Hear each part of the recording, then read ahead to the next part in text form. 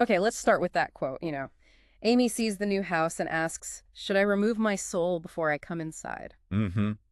Well, it's incredibly dramatic, isn't it? But it also just lands with this immediate sense of deep dissatisfaction. Right, yeah, dissatisfaction and maybe a bit performative. Could be. Yeah. Or just brutally honest about how she felt. Either way, it throws you right into the thick of it. Absolutely. And that's really our jumping off point for this deep dive. We're digging into those initial, let's say, volatile dynamics of Nick and Amy Dunn's marriage using these excerpts from Gone Girl. And what's great is we have these two sides, don't we? We've got Nick's viewpoint, his thoughts, his memories. And then Amy's diary, which, might tell a very different story, or maybe the same story through a completely different lens. Exactly.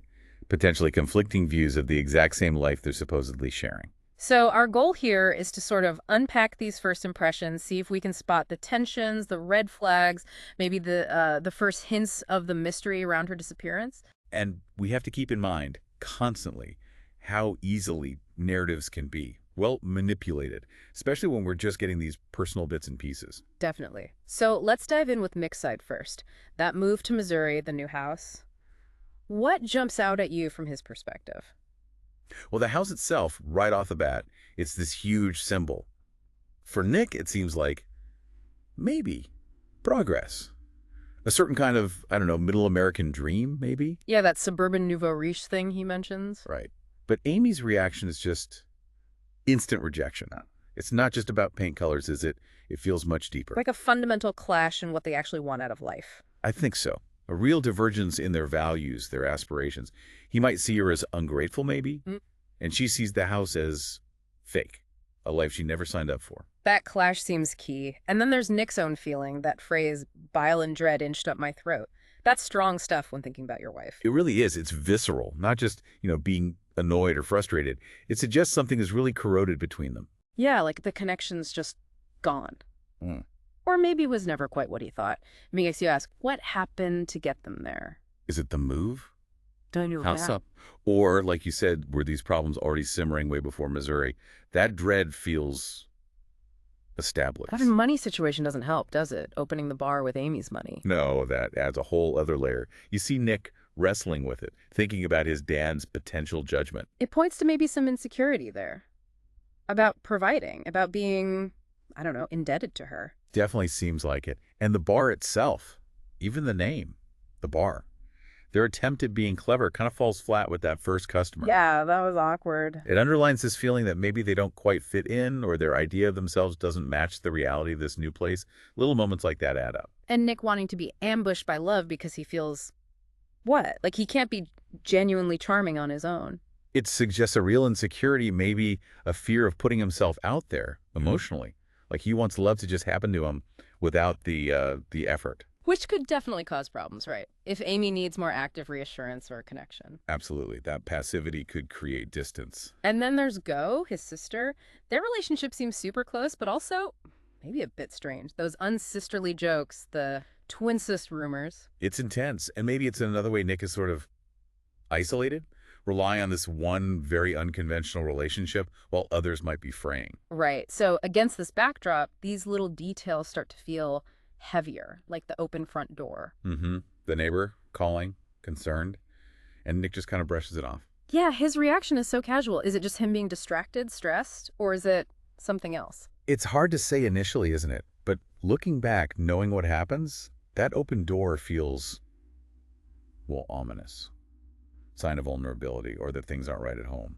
And Amy's public image hovering over everything, the amazing Amy books, that party they just had. You can feel Nick's resentment there, can't you? Maybe feeling overshadowed or just annoyed by this perfect persona that doesn't match the reality he's living. Totally. Which brings us to the detectives showing up. Boney and Gilpin. Starts off almost social, right? Yeah, that casual chat about the bar's name.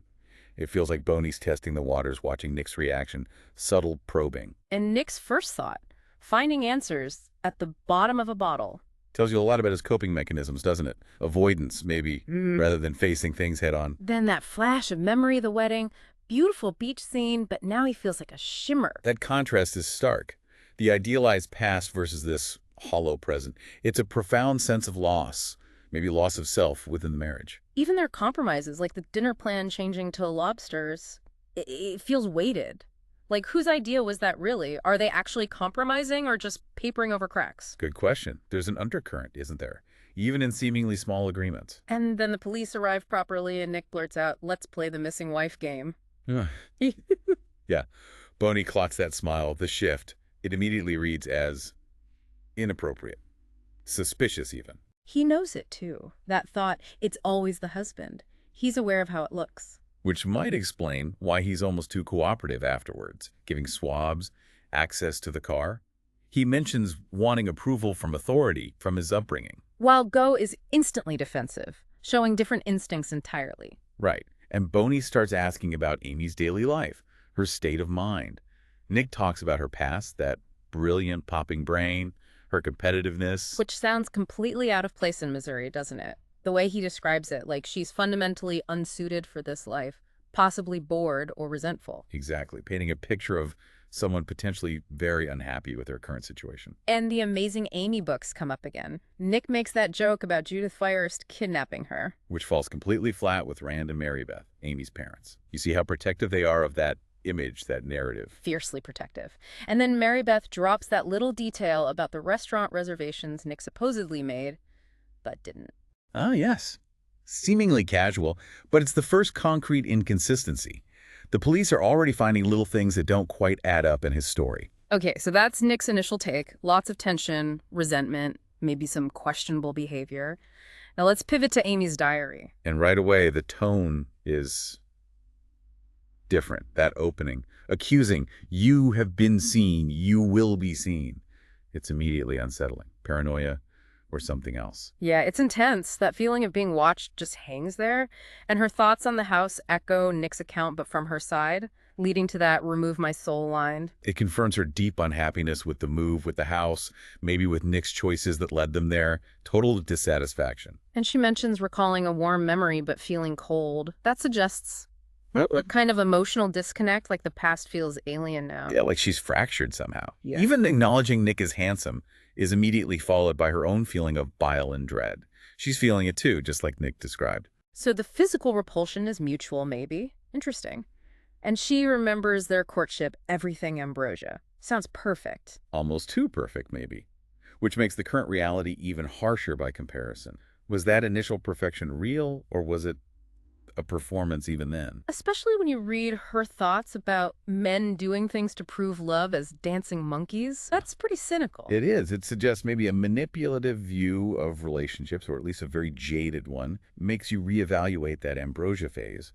Was she directing the dance? Could be. And she talks about Nick's limitations and her own issues with women who get angry or cry.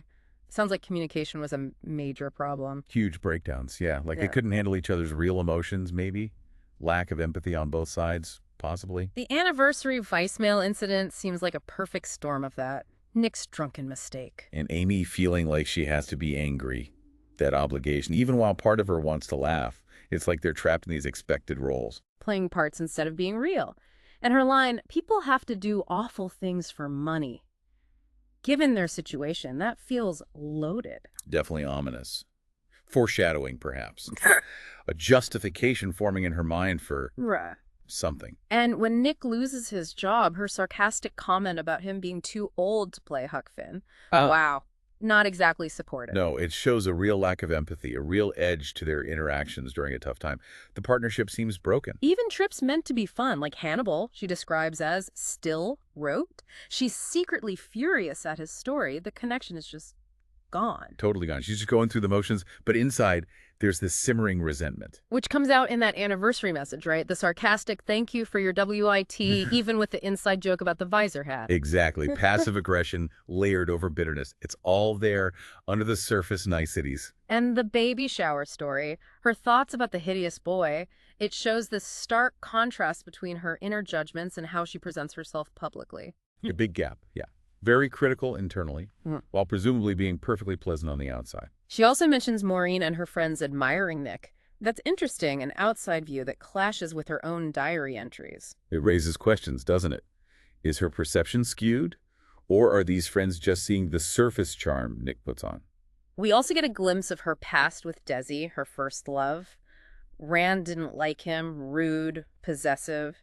Maybe hints at a pattern? Possibly. Or just context about her parents' judgment and her earlier relationships adds another piece to the puzzle of Amy. Then there's Nick's dad's Alzheimer's diagnosis. Amy gives Nick an assignment for dealing with it, and she approaches sorting his stuff very differently. Yeah, much more detached than Nick. It hints at that controlling side. Again, maybe a different way of processing emotion or a lack of connection to Nick's feelings about it. The anniversary alarm clock game feels less like fun and more like a test. A manipulation, absolutely. Yeah. Setting him up to see if he pays attention, if he plays her game correctly. It's not spontaneous affection. And she lies to go about where she is on their anniversary, covering her tracks. Clear deception. Undeniable. She's hiding her plans, actively misleading people. We also learned she knows about Andy, Nick's mistress. That's huge. A major motive right there. Provides a very understandable reason for anger, resentment, and potentially wanting revenge. She looks back at past anniversaries, the cuckoo clock conundrum, painting this picture of ongoing struggles, adjustments never quite made. Years of simmering issues, basically. The move to Missouri wasn't the start of the problems, just maybe the final straw or a catalyst. The incident with Vicky and the liver container, again, it's about image control for Amy, judging others, needing things just so. Maintaining that perfect facade, even in small everyday things. Very telling. And finally, Nick's tour of his childhood spots. Amy's suspicious of his sudden sweetness, thinking it's about money. Complete breakdown of trust. She can't even accept a potentially nice gesture without suspecting an ulterior motive. The relationship seems truly poisoned by that. So, putting these two perspectives side by side, wow, it's clear they're living in different realities almost, or at least telling themselves very different stories about the same marriage. Absolutely. The potential for deception, for manipulation, it just jumps off the page from both sides. Nick's trying to look normal for the cops while hiding the affair. Amy's writing this diary, maybe documenting her case, maybe planning something. And that whole amazing Amy persona hangs over everything. How much is that influencing Amy's actions? How much is it a mask she uses? Is it real? Is it fake? Is it a weapon? It's hard to tell at this stage. And all these complex, messy feelings and potential deceptions, they're the backdrop for Amy disappearing. That open door incident feels different now. Knowing Amy's state of mind, her potential planning, was it left open deliberately? It could be, couldn't it? A piece of staging, or just a symbol of the chaos. And the police immediately suspecting Nick makes perfect sense, given everything we've just talked about. Yeah, the stage is set for him to be the prime suspect, even without getting into the credit cards or the woodshed stuff that comes later. And the treasure hunt.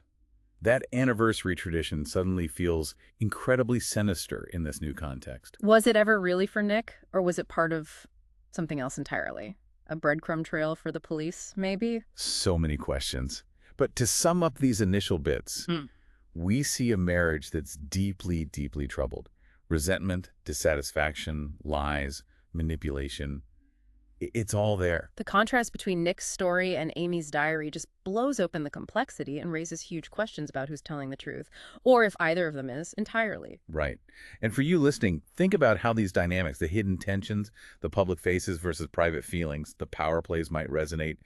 We see relationships around us, maybe even our own, that have these layers. It's a bit chilling how quickly things seem to have unraveled, or maybe how long the unraveling was hidden beneath a seemingly normal surface. A reminder that you never fully know what's going on behind closed doors. Definitely.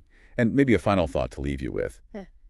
How much does perception, how we see ourselves, how we want others to see us, actually shape the reality of a relationship? Could that amazing Amy image be more than just a persona? Could it be the very thing driving the whole narrative, masking something much darker and more complicated? As we go deeper, keep thinking about how the stories we tell can hide as much as they reveal.